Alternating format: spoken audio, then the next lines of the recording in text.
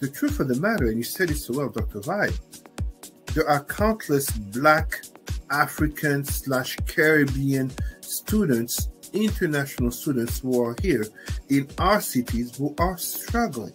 It's hard to know because we don't have like the data to say what is the state of Black health before and after. And that's something that we've been advocating for, right? We need better race-based data that's done in a way that serves us, because race-based data has been collected on different groups in ways that actually cause harm, but we need it to be done with us in a way that serves us. What is up, everybody? It's Dr. Vibe here, host and producer of the award-winning Dr. Vibe Show, the home of Epic Conversations, and I'm the host of Epic Conversations. 2018 Innovation Award winner, 2020 Best Podcast News Award winner given out by the Canadian Ethnic Media Association. I also co-host and co-produce the only online show in the world for dads and fathers that's sponsored by Dove Men Plus Care. And being part of that team since 2020, we reached out directly and indirectly to over 400,000 dads, fathers, and male caregivers around the world. So always I like to say you're blessed, highly favored, a magnet for miracles, and a solution for someone's problem. Broadcasting Sunday, January 12th here in the Toronto area. We've got a little bit of a warm spell today. About a week ago, woo, it was cold, frosty. But things are better now and warmer now, and you are watching live Black Canada Talking, where Black Canadians give their POVs, takes, and opinions on stories and things locally, provincially, nationally, and internationally. So we're here to check it out. Hope you're all doing fine. Thank you for catching us live or on the replay. And let's get into this. So if you want to subscribe to the Dr. Vibe Show on YouTube, please hit the notification button and subscribe. Also, like the Dr. Vibe Show on Facebook, LinkedIn, and Instagram. To all advertise and advertise your business, product, or service on any of the platforms that I'm a part of, please email me at dr.vibe@vibeshow.com. And you can catch replays of this epic conversation and many other ones that I'm a part of on Indie Soup Media. That's Indie Soup TV, which is independent content creators platform, powered by our good friend Dr. Tachi in the United States, Fort Lauderdale to be exact, about 25 different independent content creators. I am one of them, and also I'm a member of the board of Indie Soup TV or Indie Soup Media. And as of last Christmas, over 22,000 subscribers. So let's get to it. So as always, we have our good friend who is with us on almost every Black Canada Talking conversation live. We have up Cesar Ndema-Moussa. What is up, Cesar? Hi, Dr. Vibe. Hi, brothers and sisters, and hi to all the allies supporting the cause. Thank you. Thank you for having me always. I'm good. Thank you.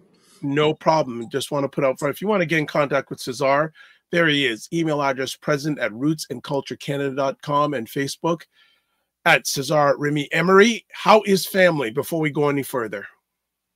Family is good. And I thank you actually for asking. Last time when we were on 2 weeks ago, as you remember my voice, half an hour later, there was no voice. And for a week, I had no voice. Until the next Saturday, I had no voice. Wow. Yeah, well, guess who's here? Your number one supporter. Oh, thank you so much. Thank you, Michelle. Merci. Bonne année. There you go. And we want to wish everyone, whenever you're watching, well, if you're Happy New Year, if you're watching this somewhat in real time when we broadcast, but happy every day for those around the world. So Cesar, a lot has gone down since we have last been on the platform. So from a Canadian lens, obviously Prime Minister Pierre Trudeau resigns. Thoughts? If you don't mind, Dr. Vibe, first, just before, just so that I don't forget, and, you know, I don't use the expression thoughts and prayers, but I want people to remember that what's happening in Los Angeles with the fires. Yes. Beyond talks about climate change, global warming. And, you know, some people, like there's a video of a man setting fires, you know, on his whatever motorized equipment. It's real people suffering. Of course, it doesn't get the highlight that it gets the highlight that other tragedies don't get. Example, in Mayotte, they suffered a hurricane by the name of Shibo that ravaged the island, but we talk more about Los Angeles, and we should, as we should talk more about more tragedies. So yes, celebrities are losing their homes, but guess what? Uh, Regular people are losing their homes. People are losing their work. Even if it's only, I'm saying only 11 or 15 people dead, it's still a tragedy. So let us look after each other because let's not forget the fires that were in Canada that affected many people were not that long ago. So I just want to mention that to start. As you said, you were saying regarding Trudeau resigning. Ah, the shocker that was not a shocker. That everybody should have seen this coming. Many people are talking about how it's too late, should have been earlier. It's a bit hard to say because at the same time, the way I look at it is whether it would have happened, say, in September or October, or it would have happened in March or April. Um, how can I put it? The writing was already on the wall, but the first question people should ask themselves is it more Prime Minister Justin Trudeau who is so unpopular, or is it the Liberals? And I say this because Liberals actually did win elections in Eastern Canada in the Maritimes. But the popularity of Prime Minister Justin Trudeau after 9 years, which is quite a long tenure, has to be addressed in regards to the issues at hand. Of course, we're thinking of the economy, we're thinking of immigration, but we also have to not forget other elements such as minorities' rights, notably indigenous people, and the large amounts of money that have been spent to fight climate change, to in regards to the economy and the deficit, if I'm not mistaken, over not only growing the size of government but also ballooning a deficit to over $60 billion just as monies for indigenous people going from I think 10 or 11 billions in the 2010s to now talking about 30 billions. And it's not enough when we look at issues such as clean drinking water that are still not addressed truly. And, other issues, but many issues, but we must not forget, and I really say this, um, the Trudeau government has helped to bring down notably child poverty, single mothers, senior citizen. And during COVID, during the lockdowns, and people can argue whether or not there should have even been.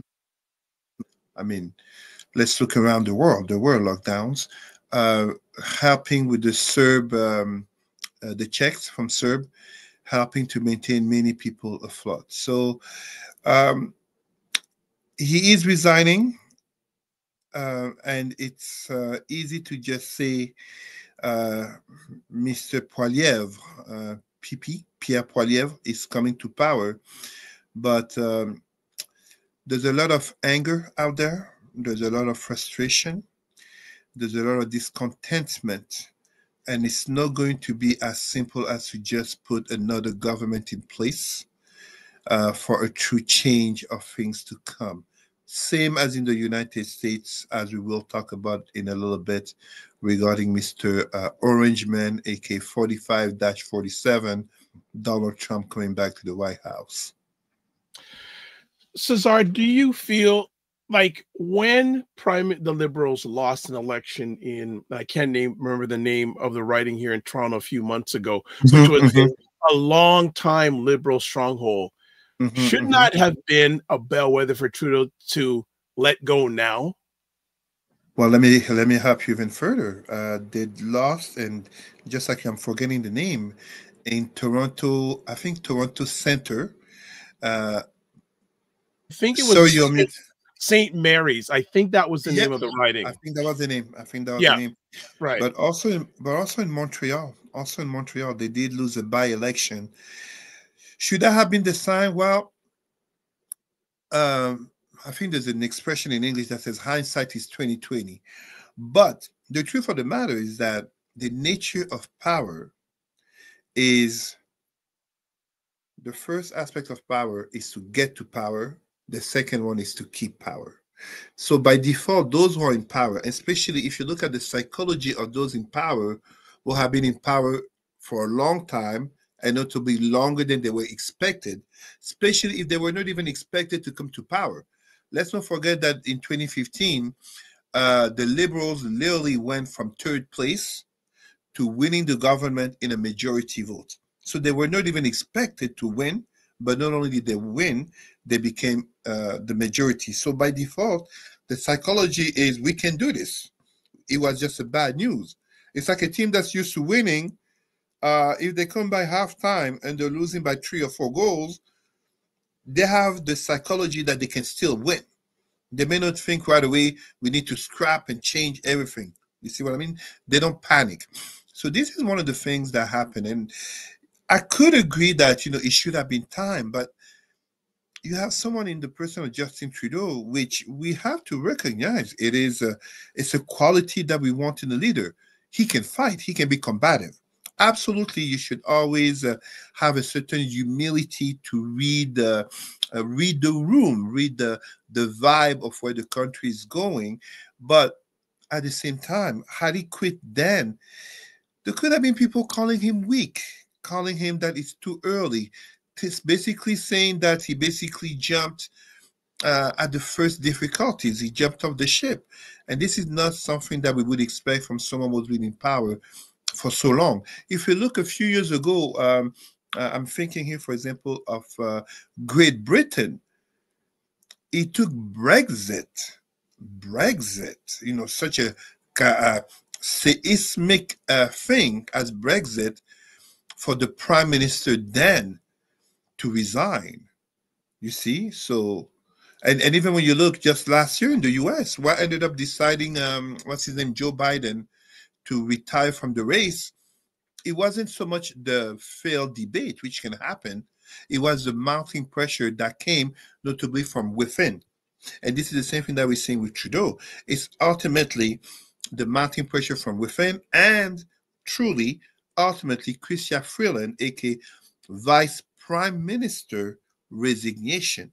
It's a little bit hard to claim that you can and should remain in power when your number two themselves are bailing on you, just as we saw with Orange Men 4 years ago, aka January 6th, Mike Pence, aka the vice president, refusing to go along with the insurrection coup. It delegitimizes you. Like, it's like me and you are men, but if the number two, or we should say number one person in our lives, aka our wives, our fiance, or girlfriend, basically say that we are all these negative things and they can back it up, it becomes a bit hard and much harder for people to believe us that we are outstanding brothers for the community, etc., etc. So ultimately, it was the loss of confidence of Chrystia Freeland. And without even going personal, we know politics are very much based on emotions. So when you have a leader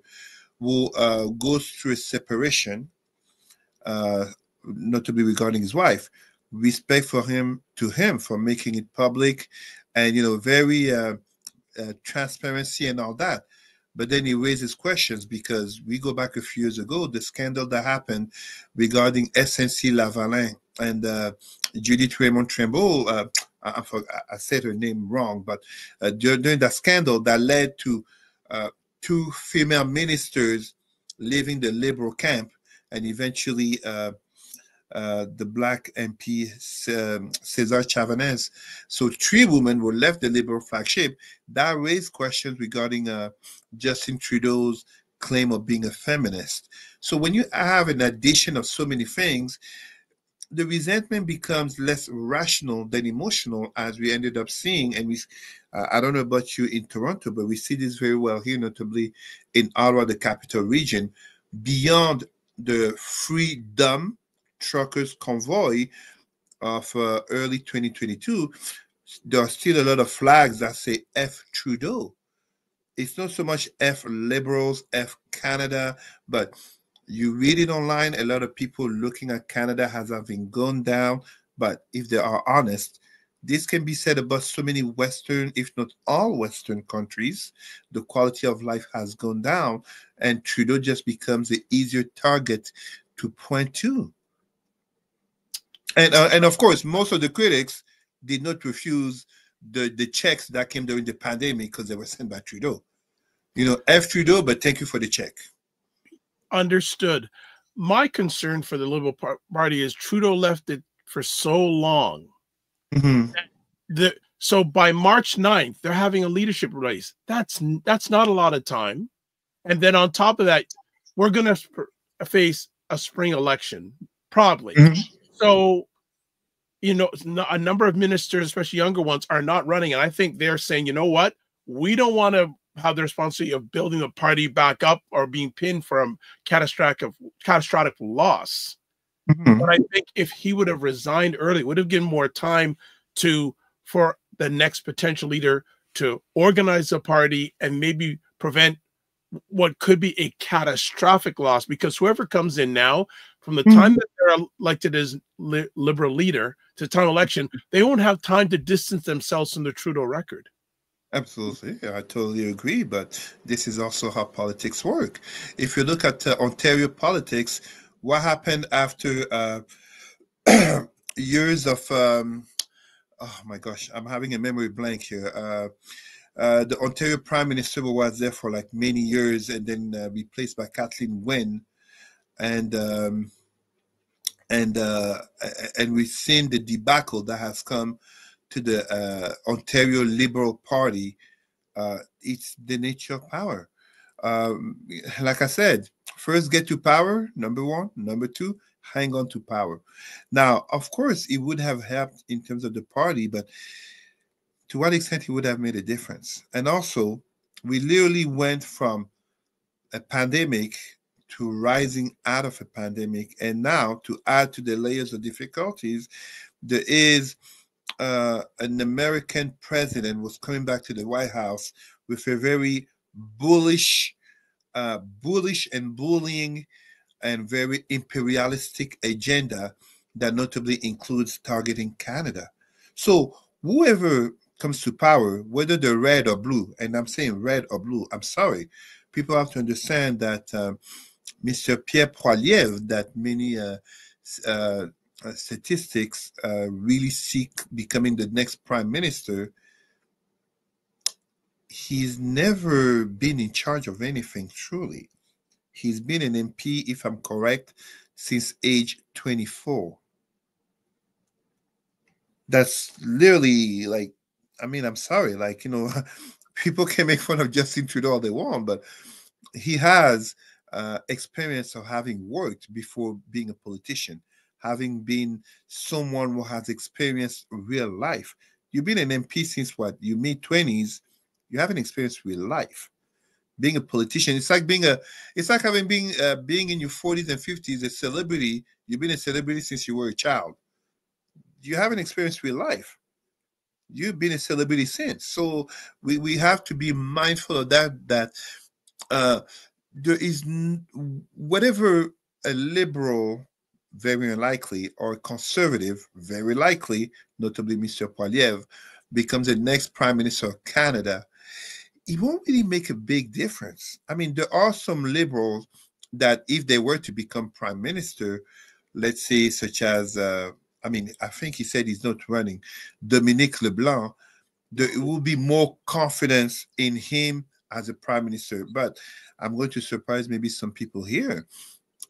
Among conservative, Doug Ford would make a far better prime minister than many would like to think. But he's not running. He's not going to run for prime minister of Canada. But I would have a lot more confidence. And this is Doug Ford. That remember when he came to running, people were like, he has no experience. Who is he? No, he's a former businessman who has been active, and now he has years of being prime minister of Canada. Of Ontario.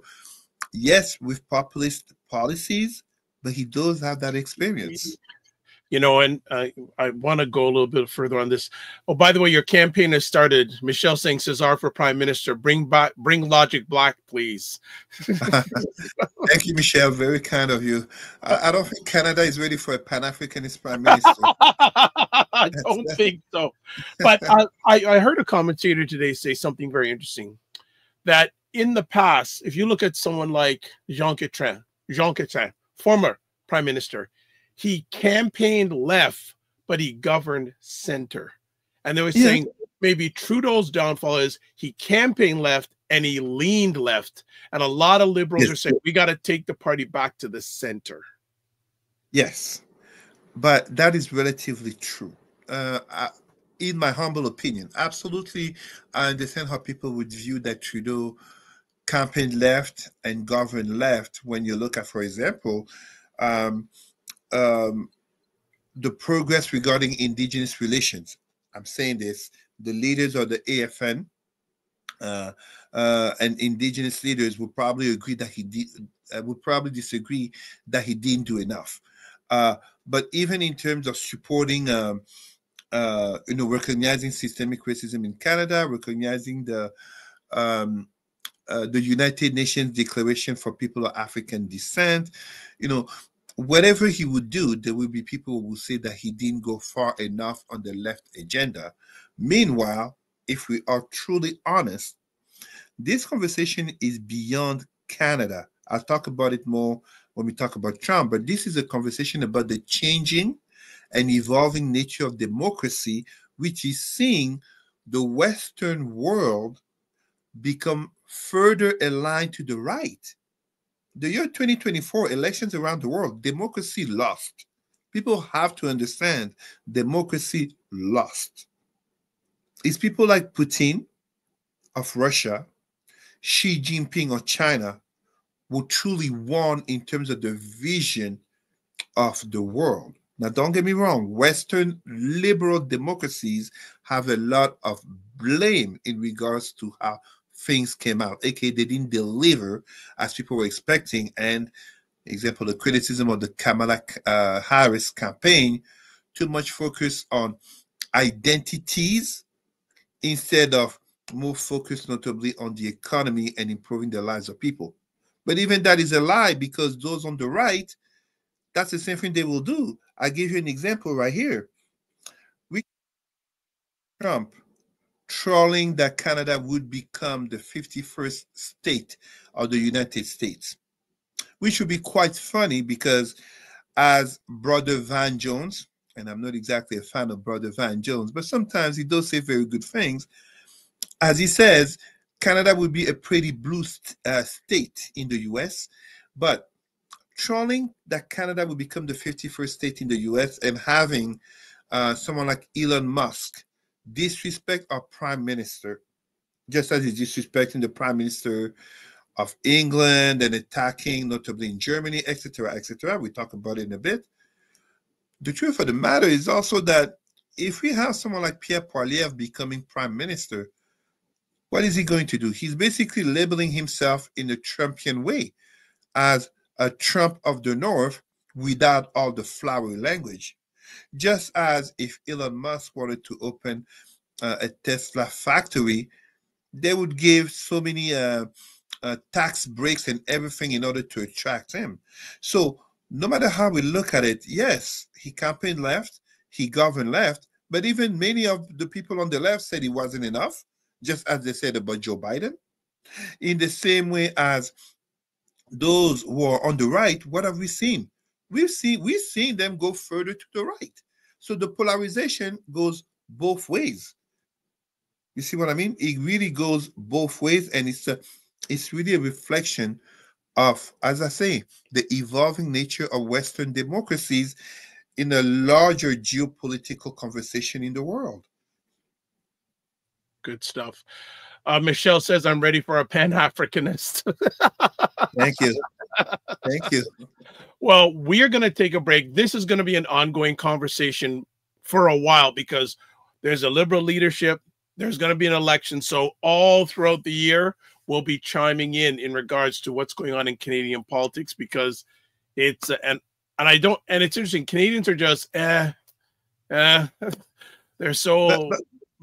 But if I may add, Dr. Vibe, we are in January. So last Monday, January 6th, Prime Minister Trudeau announced his resignation.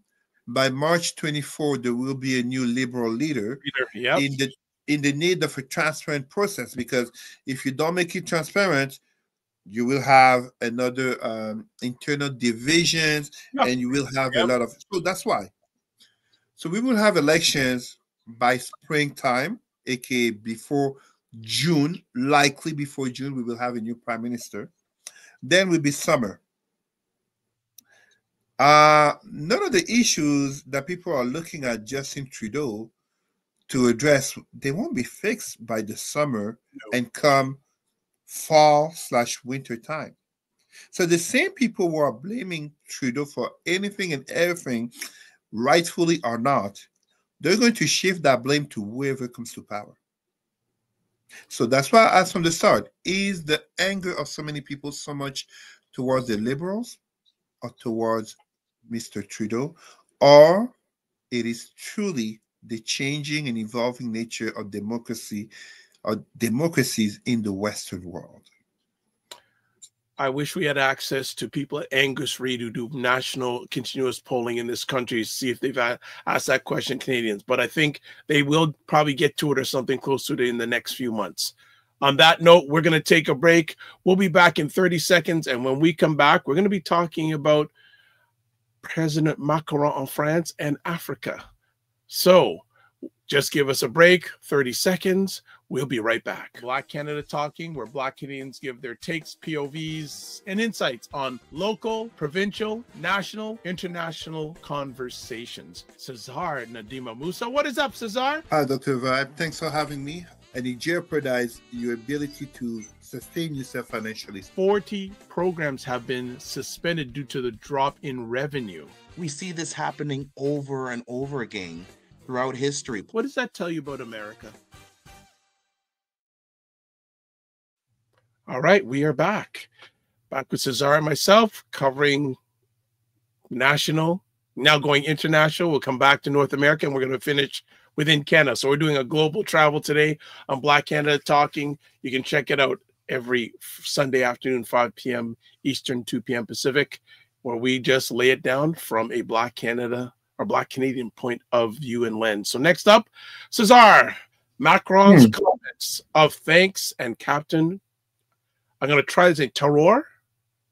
Ibrahim Traoré. Okay, give us some lens on this one.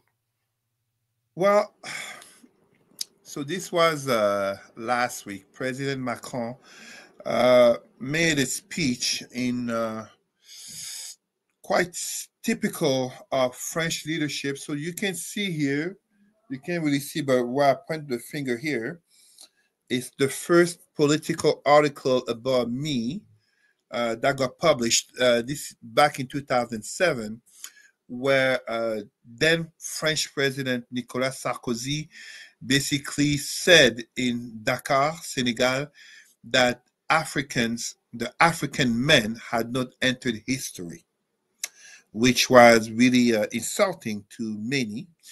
And here, basically 18 years later, we have the French president, Emmanuel Macron, who said that Africans, sub-Saharan Africans, former colonies should be thankful to France for the military aid against terrorism. So let us connect the dots here.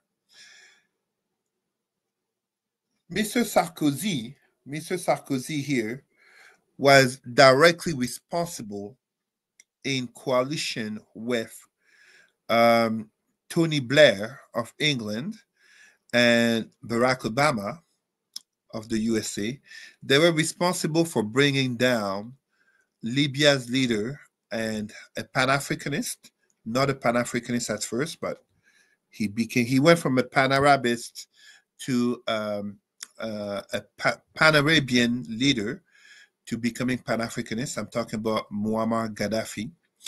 Bringing him down basically opened the flood of what we came to know as the African migrants dying in the Mediterranean Sea, and also the destabilization of states in the Sahel region, leading to international terrorism.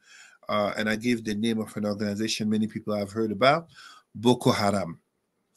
It's important to, we should not take lightly this type of comments, because it perpetuates the notion of unequal power relations in the world, and notably the perpetuation of what's called neocolonialism, aka the direct form of colonialism has ended, but it continues under different ways. Um, it is not for African nations to be thankful to France for having sent the military when France directly was involved, to destabilize its African nations. It's like saying thank you to your neighbor for fighting the fire that they actually came into your house to start, because that's literally what it is. This is after not just decades of colonization, but also centuries of slavery practiced in Western Africa. Um, and it is further insulting, because what you end up having here is also that the destabilization of notably Western Africa, but also Central Africa since 2011. People have to understand there are French, just as American bases, military bases in Africa.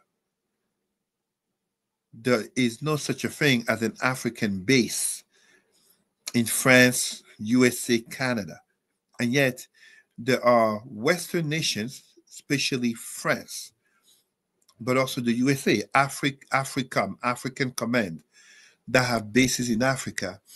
It has notably pushed further the African brain drain of educated, talented Africans to go to France, just as the theft of minerals.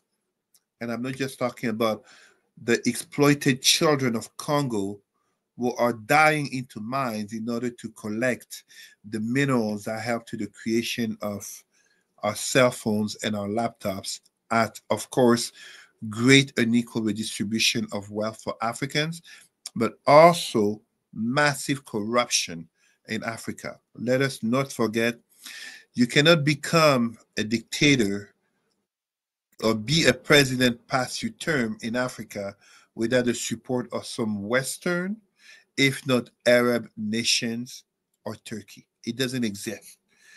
If you look at many conflicts in Africa right now, you will always find non-African interest in the nature of other countries. And some of those countries are countries people don't even suspect.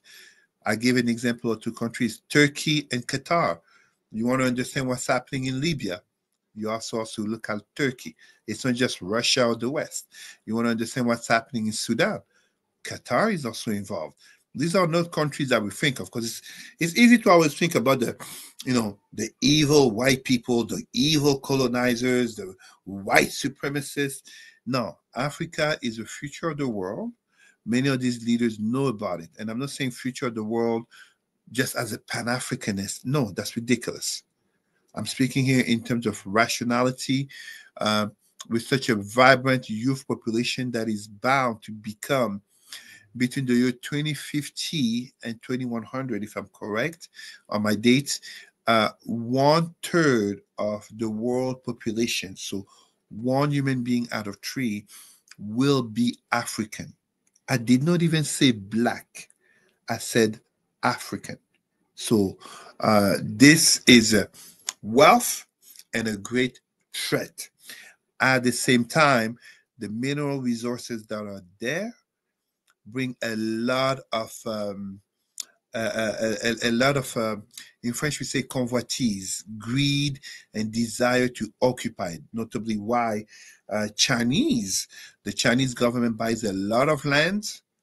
Meanwhile, try to be an African going to buy land in China. Let's see how that goes. You can't.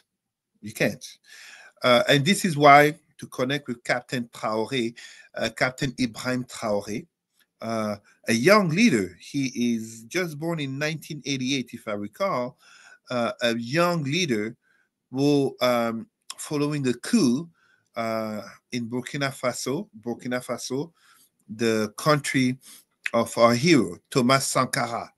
Um, Him and the leaders of Niger and Mali have basically constituted a three-state bloc of military leadership, but with a Pan-Africanist vision, as Thomas Sankara, but also Jerry Rawlings of Ghana were talking about.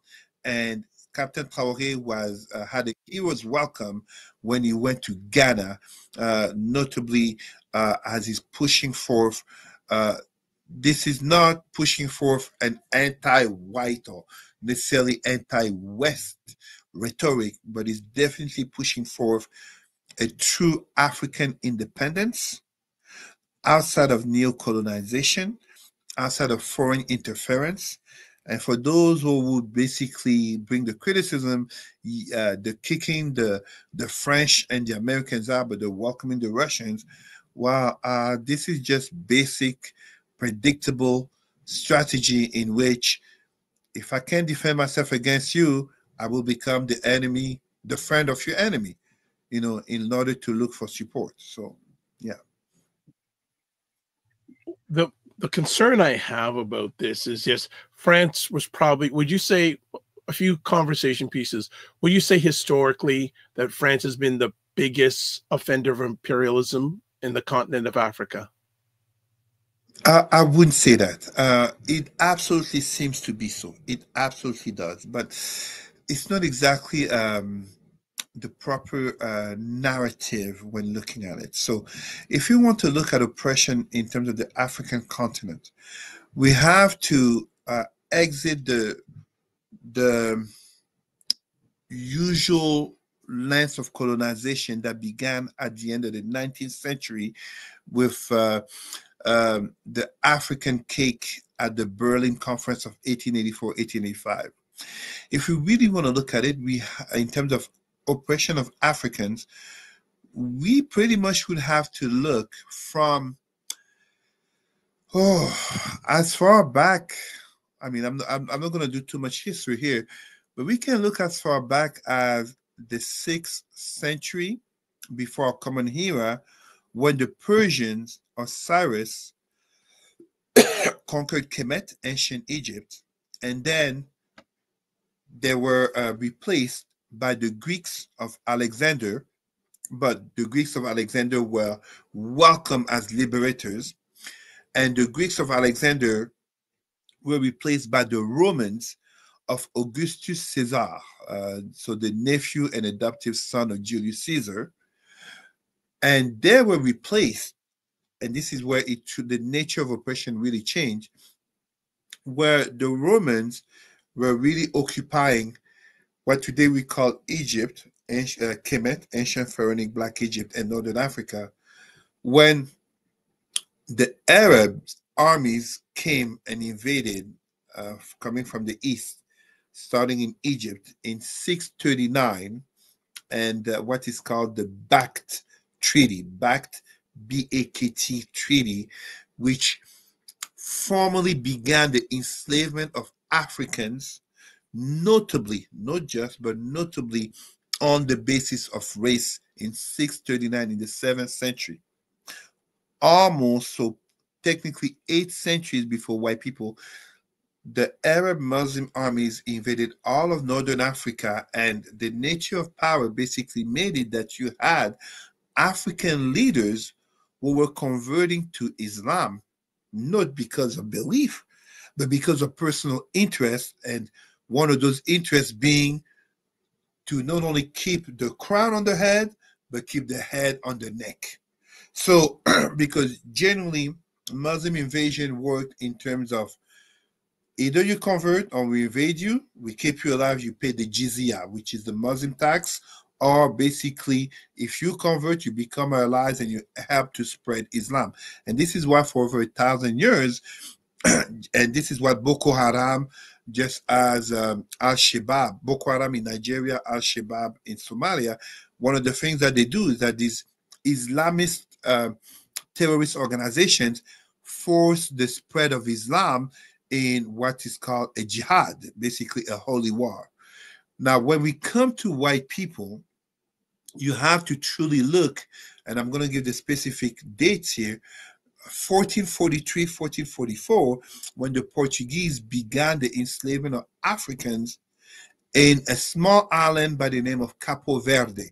You can Google the images of people from Capo Verde and you will see strong racial mixing by force. Basically, what the Portuguese did in Capo Verde, that's what they brought to Brazil, which is why Brazil is today the most mixed nation in the world.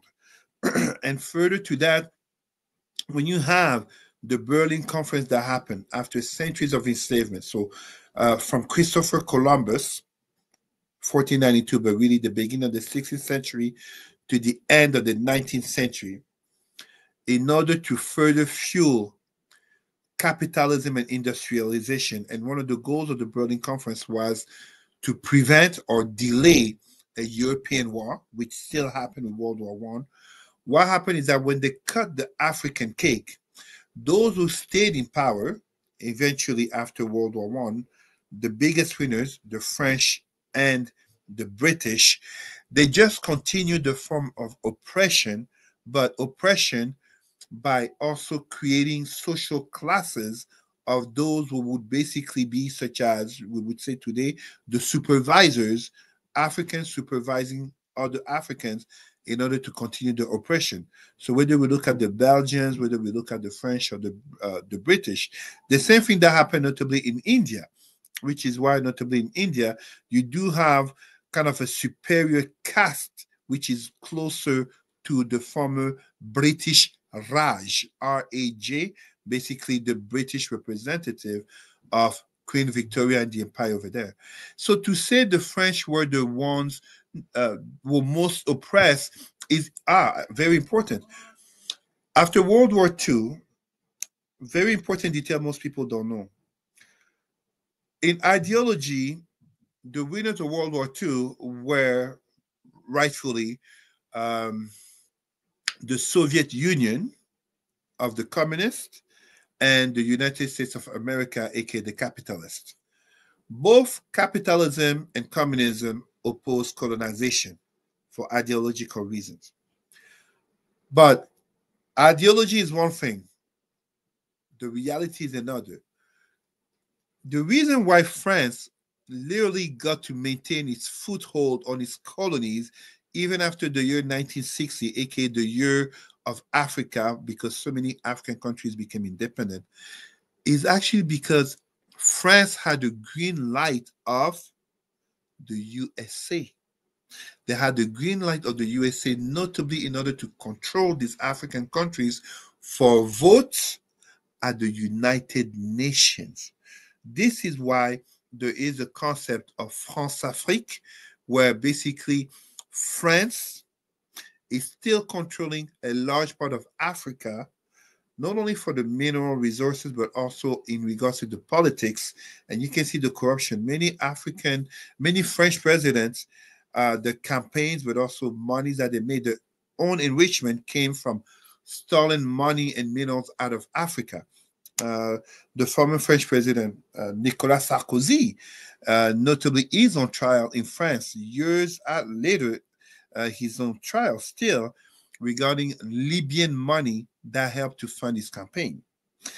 And at the same time, like I was saying, even in my own birth country, let me not be a hypocrite here. My own birth country, Africa has two particularities. The youngest state leader is in Africa. I think it used to be Captain Traoré, but I think now it's the Senegalese president. But Africa also has the oldest state leader in the person of Paul Biya, who is the president of Cameroon. So the nature of oppression, it may change faces, it may change discourse, but France is France is a tool of the Western world and also of America in the maintaining of the oppression of Africa with any and all justified reasons that they can provide. But like I remind people, if you have French and American bases in Africa, show me the African base in France or in the USA. People can't even think of such a thing, and there shouldn't be. Got you. All right, we're going to move on to another conversation now. But yes, I was going to say, Cesar, have your water. You're seeing me have my water. You're doing a little bit more sharing than myself. So I want to encourage you to drink the water while we do and take your time. All right, next up, 47's imperialism. And before we get into that, just ironically, we talked earlier on about the day that Prime Minister Trudeau resigned. And also the day that was also, if I'm not mistaken, was that not also the day? Yes, it was the day, the anniversary of the January 6th resurrection. But 47's imperialism saying, can it be a great 51st state?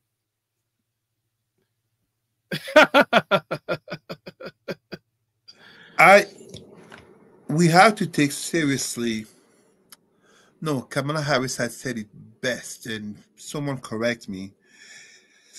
Donald Trump says a lot of things that are not serious, but we have to take them seriously because this man has the power to very negatively affect the lives of people. For those notably MAGA and notably Black MAGA wannabes, and I'm saying, I no longer say Black MAGA, I say Black MAGA wannabes because sooner or later they experience racism from the white MAGAs, aka the majority, aka the true MAGA. We just need to remember that during COVID, up to 1 million Americans, if not more, and disproportionately Black and brown people died of COVID due to the lack of seriousness of a certain Donald Trump. This is very dangerous. This is very dangerous. But I think before I continue, Trump is a man who wants to be in the history books. He wants to leave his mark, his legacy. He literally dodged going to jail. And Dr. Vibe, remember what I said? The three people I actually hold responsible for Donald Trump not going to jail are number one, Joe Biden, because if he would have been a Black man, he would have been arrested. If not on January 6th, by January 20th, the new president would have had him arrested on the spot if he was still alive. Joe Biden, the Justice Department that took forever to start the investigations. The Attorney General, what is his name? Merrick Garland. So on primetime Saturday, Aisha Stagger said she said, quote, the most useless attorney general in at least the last 50 years in America. Absolutely. If he had been a Black man, he would have been arrested. If he had been a Black man, a Black Panther, someone who looks like you and me on the screen, we would have started a riot towards Congress for Black people's rights, reparations for slavery, fighting against systemic racism. We would have done that with 1,000 or 10,000 other Black men and Black women. If we would have been shot and killed on January 6th, we would have been arrested and jailed since then. Guantanamo style. And the third, so the Justice Department, but also the Supreme Court. And number three, the people who voted for Donald Trump have to be held accountable. Because, of course, and let's not be hypocrites here. Many people who voted for Donald Trump did not vote for him because they're racist or they're sexist, but they were able to vote for someone despite his racism, his sexism, aka including rape, aka crimes. And now they're finding themselves in a situation, many people said this, Donald Trump never started any war, but clearly when asked the question, he is not um, removing the possibility of a military takeover, notably of Greenland, just as of the Panama Canal.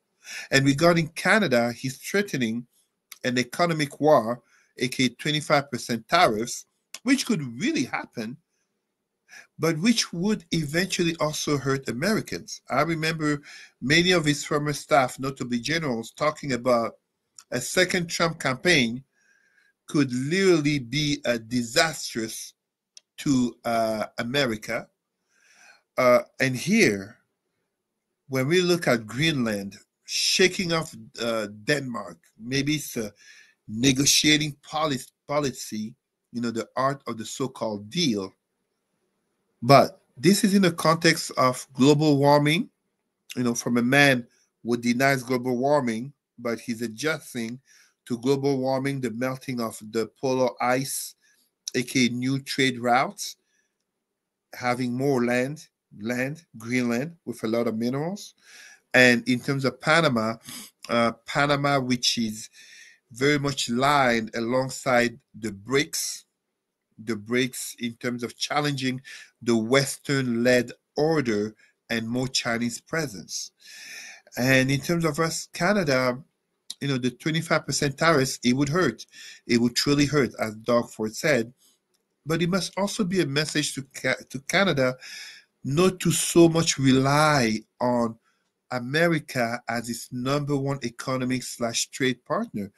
Um, when I checked, and if I'm correct, I think it's about 70% of Canadian trade is with USA. And in second place comes China. I want to say 5 to 10%. No, China or Japan. It's China or Japan at 5 or 10%. This must be a message that you cannot be that much dependent. I mean, the context of Trump's return has notably started a conversation in Europe about Canada entering the European Union.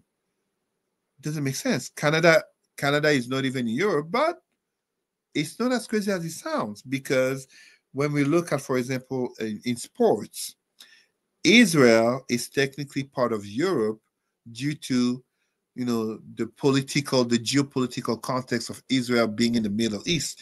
Israel competes in Europe.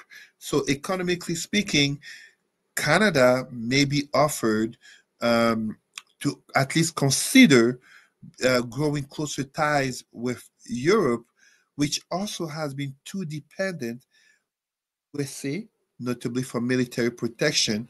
But even when you look at the economy, and this is where a certain Elon Musk comes in with the tech bros, the last of which being Mark Zuckerberg removing fact checking, aka trying to grease the hand of Orange Man to be in his good graces. The power, the domination, but also the narcissism of a Trump and Musk tag team, along those around them, such as Vivek Ramaswamy and Jeff Bezos, Mark Zuckerberg, I'm just forgetting Tim Cook of Apple, who are basically shifting, because the conversation was a lot of that Silicon Valley, those tech billionaires being more of the Democratic Party. They have strongly shifted to the right because of the coming of Donald Trump. And it's not just a matter of freedom of speech.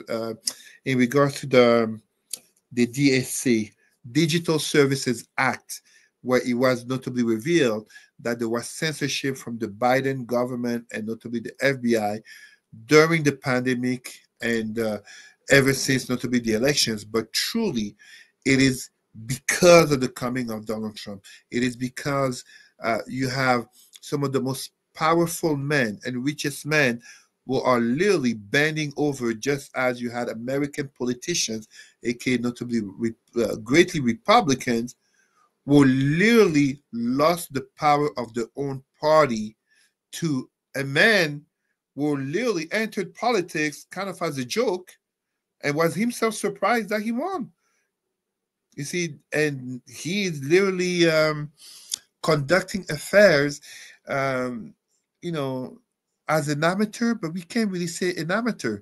Trump loves the spotlight. Trump loves to be the news, to make the news, and that's part of the Center of reason why I don't attention. think The center the of center of attention. attention. Yes, yes. He likes to be. There's an expression in literary fiction from David Eddings, sorry, from Robert Jordan, The Wheel of Time, the Taverne, basically as the French uh, absolutist monarch, Louis XIV, he likes to be the sun on which all the planets and stars Revolve revolve around. around. And that's why I don't know how long it's going to work with Elon Musk taking so much place, but it's really looking like America's Trump and the world according to Elon Musk as the richest man. And we can see the support to right wing parties. Respect to him for bringing up the issue.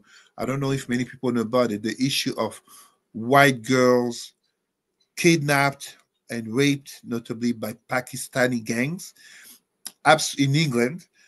Absolutely, it's not a matter of targeting the Pakistani or Muslim communities, but that issue should have been brought forward, no matter the social issues or identity politics it would have brought. But here we see Trump and Musk on an imperialist course to change the world. And how to blame them when on the other side you have people such as Putin trying to recreate a greater Russia, the imperialist Russia. You have someone like Narendra Modi of India, the largest democracy in the world, who basically is governing with the ideology called Hindutva, aka Hinduness, which is a socio-political and religious ideology from Hindu India. And you have China's Xi Jinping. I mean, you know, so many examples, but really it is the failure. Trump imperialism is really the failure of the rule of law, no matter how we want to criticize the rule of law of the Western world, that notably was greatly at the disadvantage of African countries and countries of the South, as can be seen with the Permanent Security Council of the United Nations and the United Nations as a whole. But no matter how we want to criticize that, Trump's imperialism and Elon Musk's way of business, and notably revenge tactics and, acquisition, power moves, and very bro-like attitude, insults and trolling, etc. It is the nature of the world that we live in, loss of democracy and loss of class. I was a little bit long, so no, I it's okay. I just apologize also for the want to. length. You had mentioned about Canada's Trump trading partners. I'm just showing on the screen if you're watching live or in a replay. During 2023, United States, 77.6% of total Canadian exports. Yeah. China, 4%. Japan, 2.1%. United Kingdom, 1.8%. Mexico, 1.1%. Netherlands, 1%. So realize that over 9/10 of Canadian exports were delivered to the top 15 trade partners, including Australia, all that. But almost 70% of Canadian exports go to the United States. It's ridiculous. It's a bad strategy. It's literally, how do you call that? You're handcuffing yourself to someone who is already more powerful than you. It's a toxic relationship of dependency, because let's be honest, Trump is right about one thing. Why is nobody attacking Canada? It's truly because of USA. So indeed, Canada has created too great of a dependency on the United States, which wasn't always the case. Canada actually used to be more independent decades ago, notably the exit of World War II. 78% of trade with the USA. I mean, we have to find other ways. It's not normal that 78% with the United States, and right underneath we have Mexico, 1%. And meanwhile, we talk about NAFTA. We talk about free trade agreement. That's not a free trade agreement. That's not a free trade agreement. We literally this. I, I've said it, Dr. Vibe. The great thing about Donald Trump, which I love about him, he exposes the system. He exposes the system for you, like him, dislike him, but at least he brings it forward. How many times have we talked about Canada having such a trade partner in America, and now this has happened? Thanks to Donald Trump, we are talking of it now. So it becomes a security risk. Donald Trump puts on January 20th or January 21st, 25% tariffs.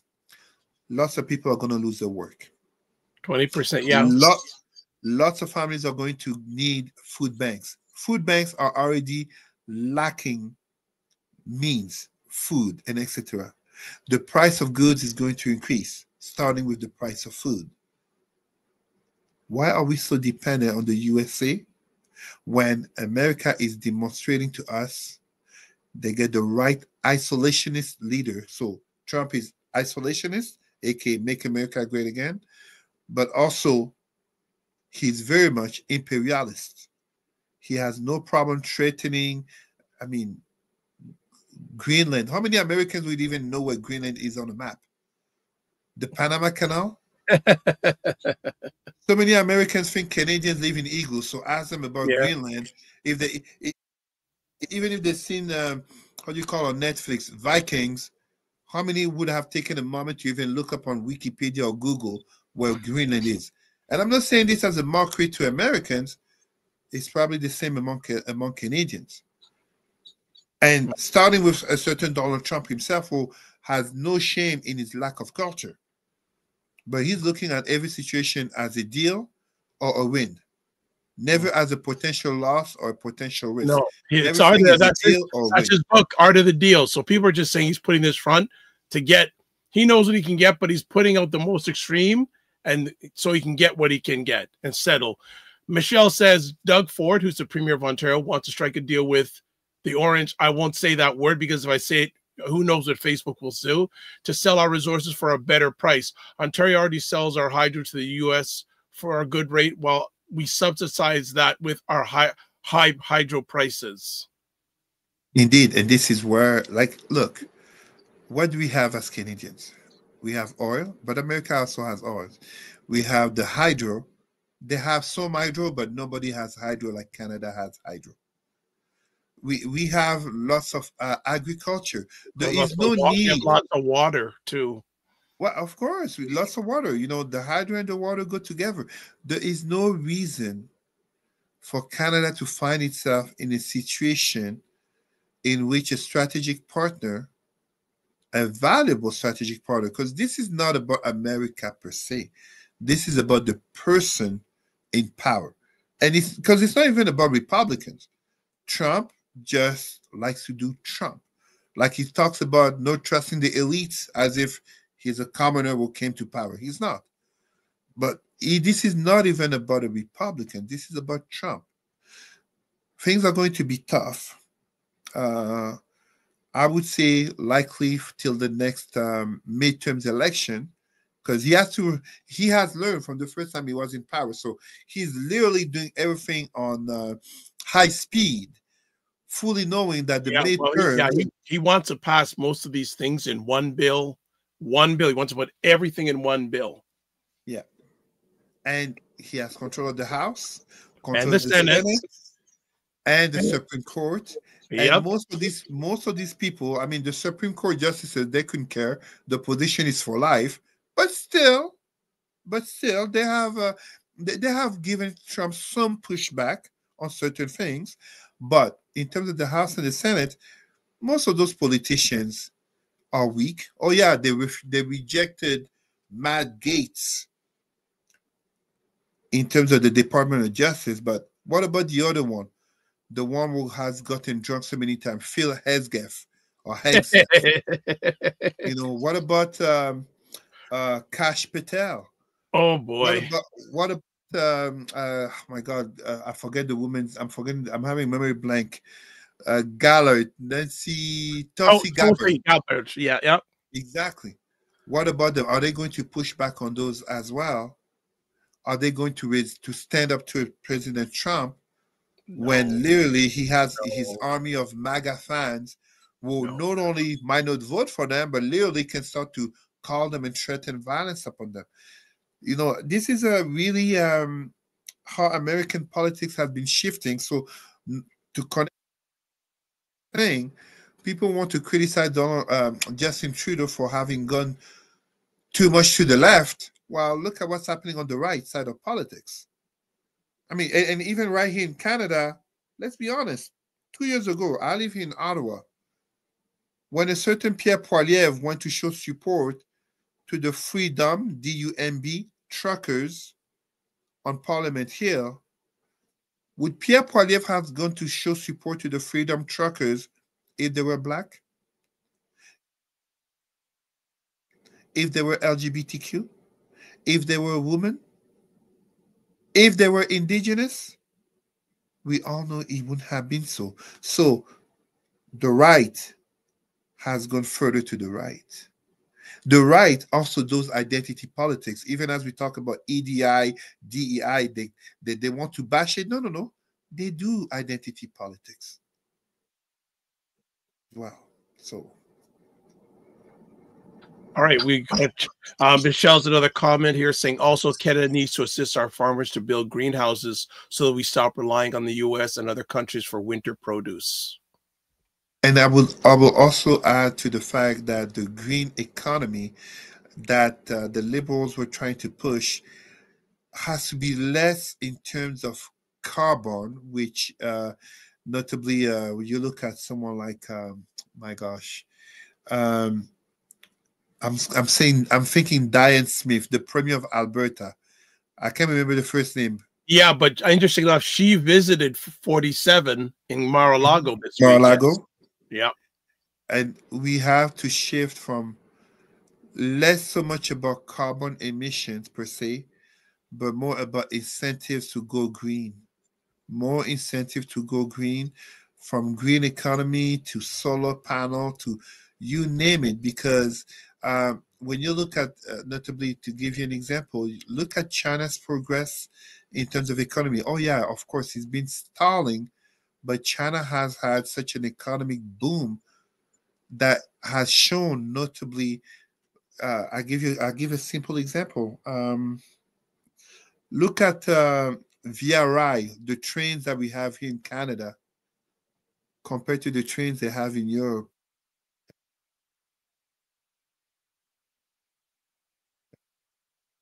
That should give you an idea. So there's no reason why we are so much behind and notably so dependent. Canada is a bigger country than the United States. And I don't even think, although there are many Canadians who would love to have an American passport, I don't think that's the majority of Canadians.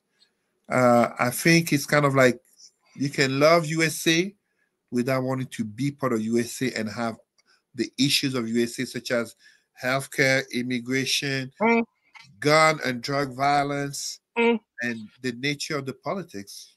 Well, the interesting thing, one of the interesting things that's come out with 47's imperial rage is that you see a lot of Canadians saying, we don't want to be part of America. And look, this can, I mean, depending on who comes to power next, likely to be Mr. Pierre Poilievre, will we see a new type of Canadian nationalism that basically rely on Well, what makes us different and it's what makes very us. interesting. Very interesting. We have not heard hardly anything on Mr. Polyev really about 47's imperialism. Well, because he's a Trumpian type of candidate. He fashions himself. When Bolsonaro was in power in Brazil, we were talking about tropical Trump. With Poilievre, we're talking about Trump of the North. Like Game of Thrones, King of the North, Trump of the North. I will wonder if the next leader in a debate will put him on the hot seat for that. I doubt it. I doubt it, honestly, because even if it's mentioned, you basically would have people who are so, and this is an unfortunate part of democracy, which For all that we can say that democracy is not perfect, but it is the best type of regime, while it's still part of human nature in which people thinking about the interests are not going to push so much on certain issues. Just look at what happened with Trump during the Republican primaries. How many of those candidates running against Trump talked about his criminal indictments, including the woman, the white woman, Nikki Haley? Yes, she's Indian, and yes, she's white. She didn't bring it up. She didn't stand up for the defense of women. So people like Trump, and to a certain measure, such as Pierre Poilievre, they know the other side still likes to play by the rules of political correctness, where they have little to no hold crossing the line. In the Canadian context, I gave the example I just gave. The freedom truckers, if they were black or Muslims, LGBTQ or women or indigenous, would Pierre Poilievre have gone to support them? Absolutely not. I am not one who believes that for a second. And if he were to be the prime minister and there was a freedom trucker convoy, notably of white men, would he go there to support them against his own government? I absolutely don't believe that for a second. So, yeah. We're going to fit in one last conversation piece Cesar wants to chat about. We're going to talk about the recent cases of Black boys missing in the Greater Toronto area. I just wanted to bring a little highlight to that, to remind our people that